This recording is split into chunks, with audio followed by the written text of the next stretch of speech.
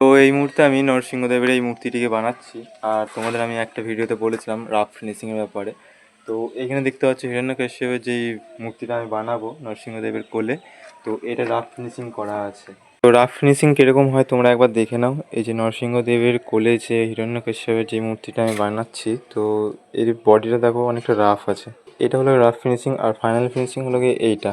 তো এই ফাইনাল ফিনিশিংয়ের উপরে যখন আমি রং করব, তখন এটাকে পুরোটা সুইচ কাগজে করে ঘষবো, যাতে এই বালির যে দানাটা আছে সেই দানাটা যেন না বোঝা যায়। হাত দিয়ে যদি টেনে দেখা হয় তাহলে এই বালির দানাগুলো সব বোঝা যায়।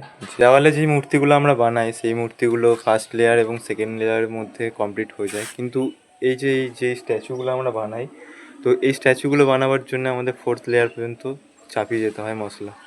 নরসিংহদেবের এই মূর্তিটা এখনও কমপ্লিট হয়নি, তো আমি তাও অর্ধেক অবস্থাতে তোমাদের একবার দেখাচ্ছি আপাতত কীরকম এসে দাঁড়িয়েছে মূর্তিটা। এখনও হাত বাকি আছে, হাতে অস্ত্র বাকি আছে, আর সবথেকে বড় ব্যাপার যেটা হিরণ্যকশ্যপের যে মূর্তিটা সেটা এখনও বাকি আছে।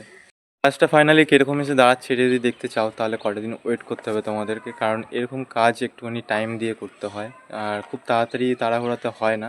কারণ তোমরা তো বুঝতেই পারছো, যেসব ওয়ালের স্ট্যাচুগুলো হয় সেই সব ওয়ালের স্ট্যাচুগুলো সেকেন্ড লেয়ারের মধ্যে কমপ্লিট হয়ে যায়, ফিনিশিংটা হয়ে যায়, আর এই স্ট্যাচুগুলো ফোর্থ লেয়ারের মধ্যে কমপ্লিট করতে হয়। তার মানে আমাদেরকে অনেকটা জমি জমি কাজটা করতে হবে, যতক্ষণ না সিমেন্টটা জমছে, যতক্ষণ না ভালোভাবে স্ট্রাকচারটা রেডি করতে পারছি।